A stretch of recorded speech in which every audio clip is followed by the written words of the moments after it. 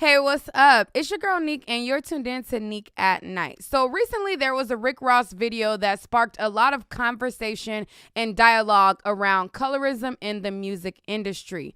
I had a full panel live talking about this situation and different people weighing in on their opinions, but I just kind of want to show you guys different people in the industry that over time I've either had interaction with or done videos on revolving colorism to also bring more context and dialogue to this topic. So if you guys have not seen the clip, which I think a lot of you have, but if you have not yet seen the clip that sparked the controversy, I'm going to show it to you and then I'm going to talk in more detail.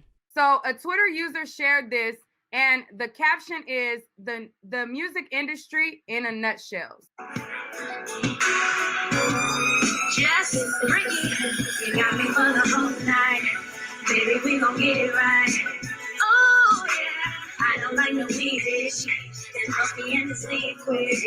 Oh no, you think I'm with a boss, no worries at all. I can give you everything you need.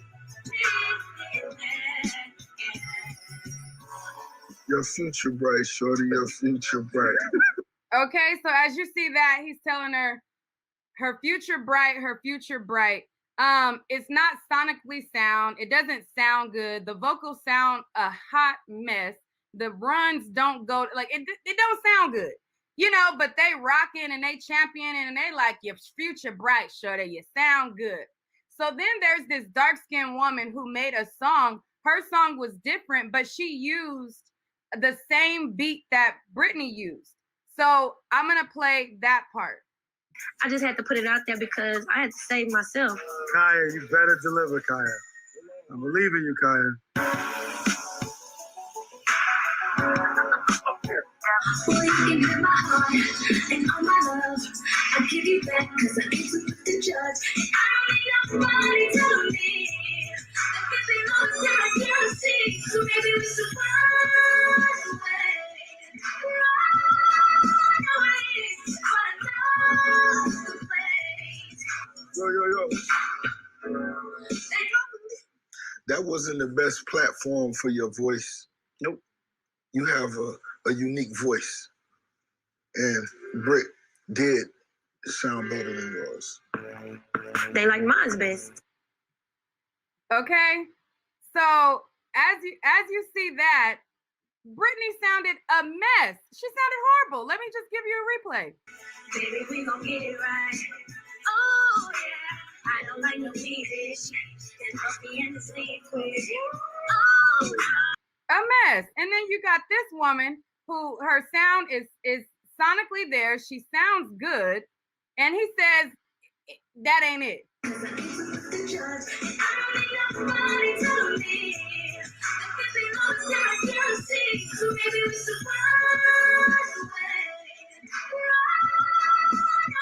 And Britt did sound better than yours.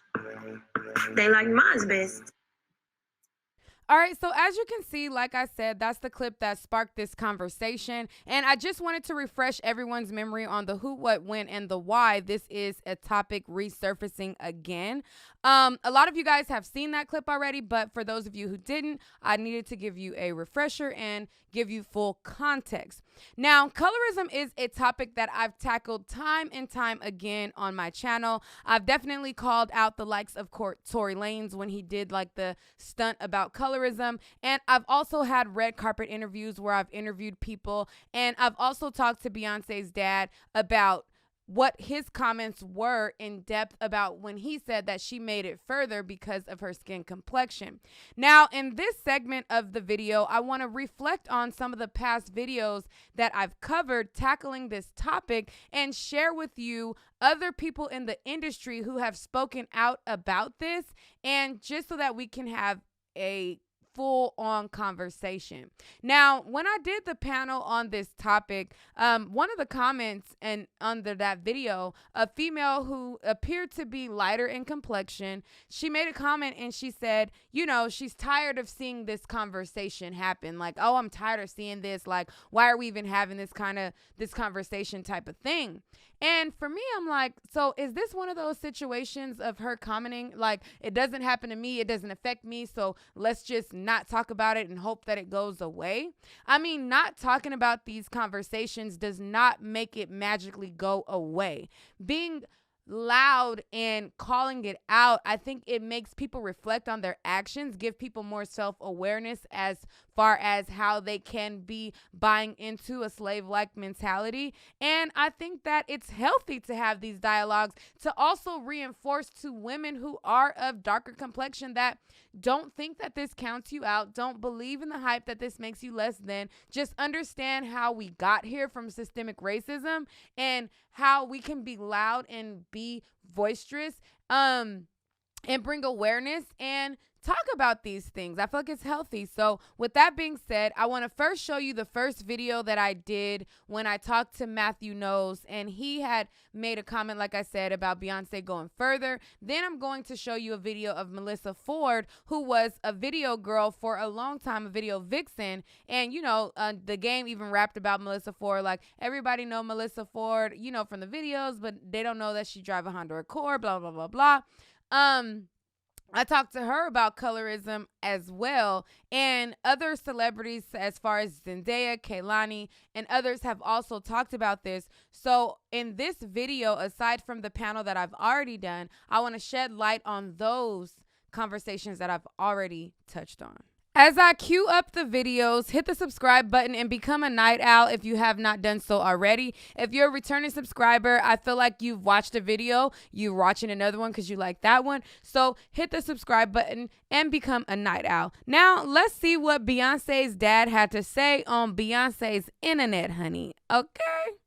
Now, just to give you a little backstory before I officially cue the clip, this conversation came about once he wrote a book talking about, I believe, racism or whatever. He also did a video or an interview with Vlad TV where he talked about how he approached Beyonce's mother because he thought she was a white woman initially. And, you know, he later found out that she was in fact black. They end up having children, yada, yada, yada.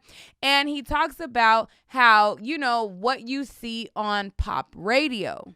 Now, I phrased the question a little different when I asked him and he clarified what he meant, but we all know that pop radio is synonymous with white radio. And majority of the people who cross over from urban radio and they cross over to the mass market of pop radio are usually the women who are light-skinned, ethnically ambiguous, and can market to a white audience who gives you a larger range of sales, more money, big bucks, wider success. Now, we see that with Doja Cat. A lot of people before Doja Cat started showing her kinky hair thought that Doja Cat was white. And she's able to market to both audiences. She's able to market to the black audience and white audience. Same as Beyonce. She was able to market to the black audience and white audience, which gave her more success because of skin tone. Now, let me cue up the clip when I talked personally to Matthew Knowles about this, and here is what he said. You have a question? Yeah, okay, so my question, you touched a little bit on, you said that colorism was a big thing, and it's been like a lot of issues around colorism, especially with Amara La Negra and things like that. And I seen a quote, I'm not sure if it was an actual quote from you, but you said that the reason that Beyonce and Solange got further was because they were light-skinned? No, that's not what I said. Oh, okay. The reason why they crossed over to pop radio, that's a big difference. See, we fell for the Jedi mind trick because that got people to talk. And, you know, we don't sell music at radio, we sell advertising. We don't sell TV shows for content, that's to sell advertising. All this is about advertising. So they stirred up a lot of commotion. And y'all guys are aware of what's happening to you, the Jedi mind trick. So we tell you sound bites and you go crazy. What I said was at pop radio, it helped her success. Mm-hmm. And why does that matter? Because there's only 40 million black people, around 38 million black people, that's 230 million white people. Do I want to sell these cufflinks to 38 million people or 230 million people? So it helped her success. by being at pop radio. Right. So my question to that would be, pop radio is like one of the major markets, and that's the market that Pop radio, I just call it what it is. Yeah. Urban radio is black, pop radio is white. No, I'm saying when you cross over, that's the dream of most artists to cross over. Absolutely.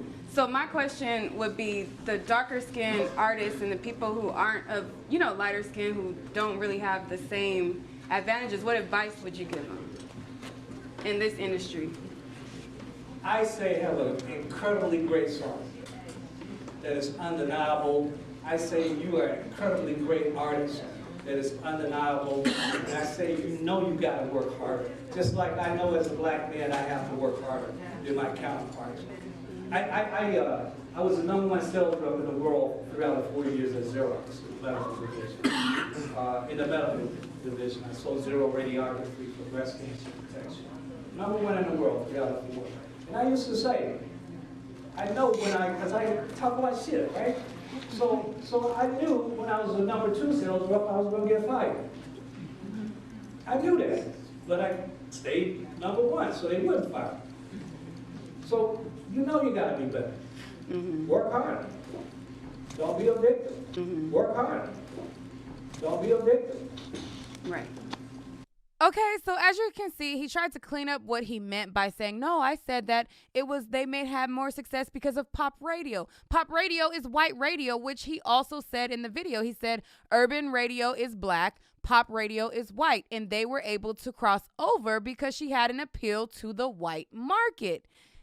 Period. Like, that's why she had an appeal, because she can market to white people because she had more fair skin.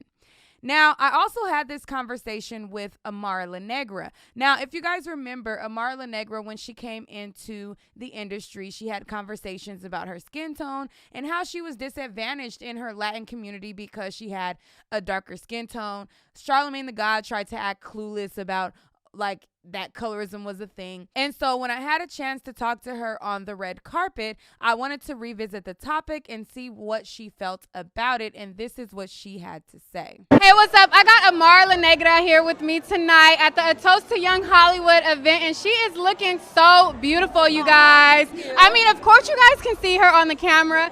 Looking amazing. Thank you so much. Really, really beautiful in person.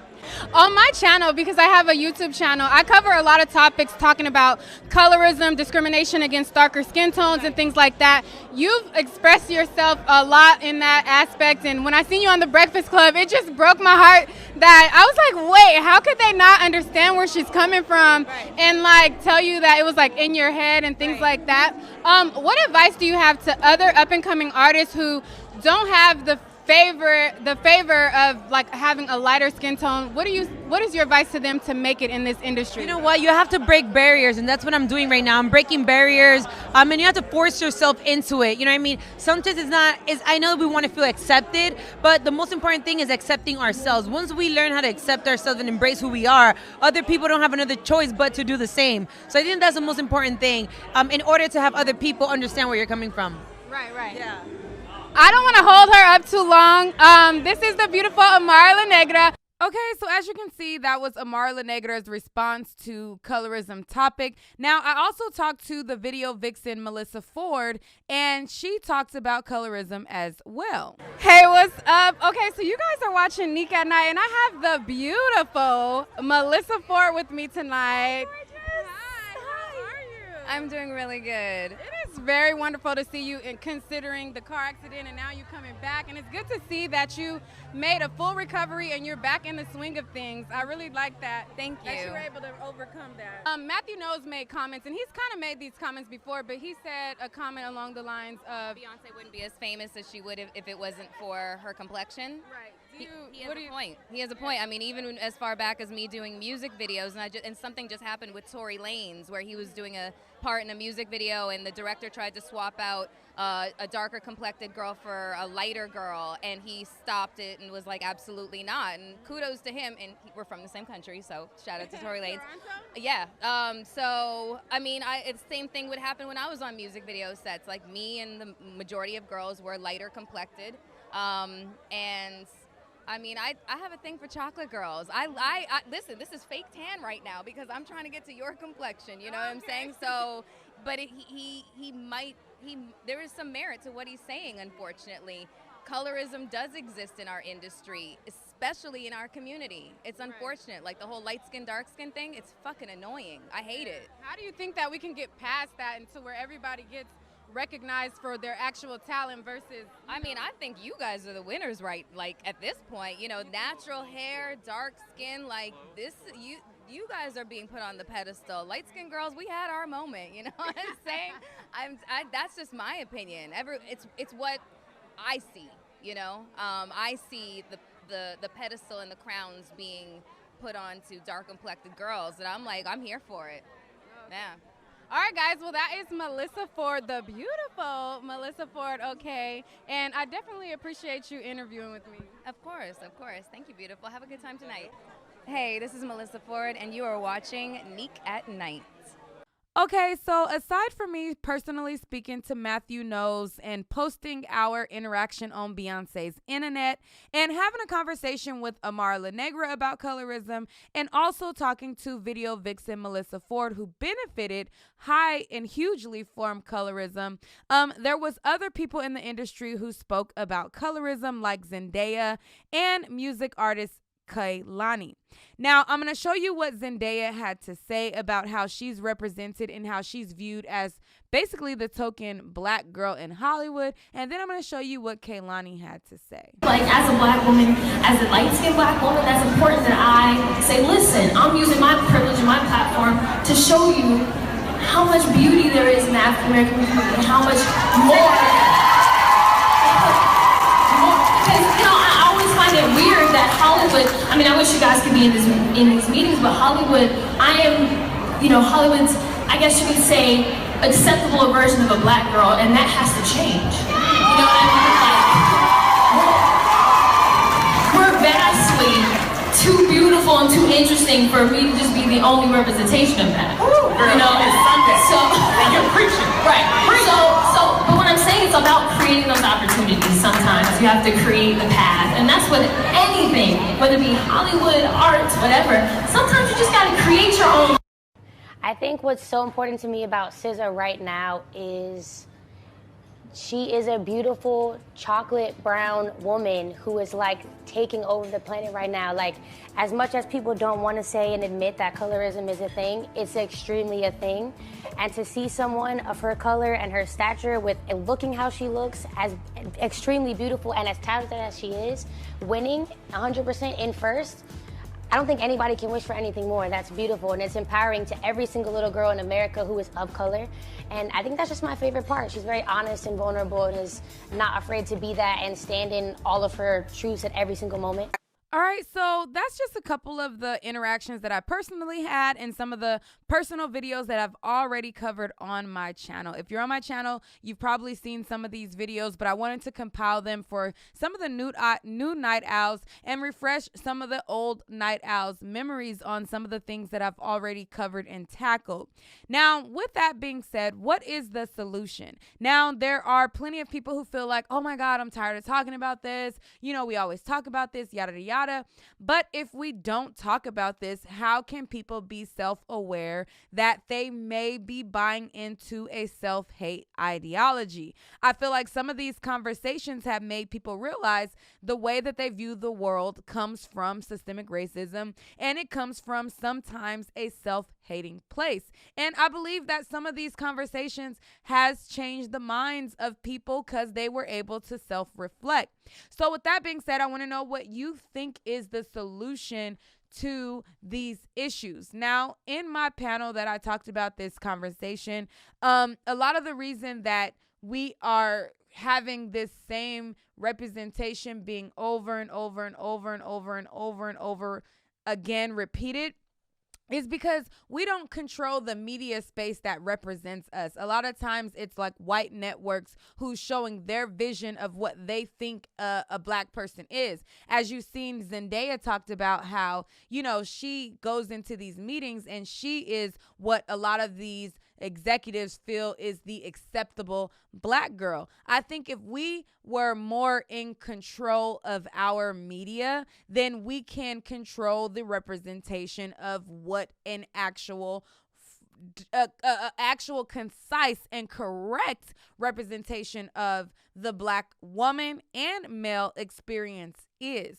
But I mean, it's not going to happen overnight. It's small strides to a bigger goal, and I feel like eventually we'll get there. I don't feel like this is I don't feel like this is a thing where it's like, it's never going to happen. Like, there was some things that people thought never was going to happen. Like, people thought that it never was going to happen that blacks and whites were able to work together, go to school together. Like, it was a time when people thought, like, it's always going to be black people drinking from a black fountain, white people drinking from a white fountain. Like, it was a time when people thought it's never going to happen, that's going to change. So I don't think that colorism is a thing where like it's never gonna happen, like we're never gonna get to a space. I think that we will get to that space. How we get there, I don't have the full answer, but I do think that it's possible, and I don't think that not talking about these situations is the solution, but whether if we speak about them more often, make people more self-aware,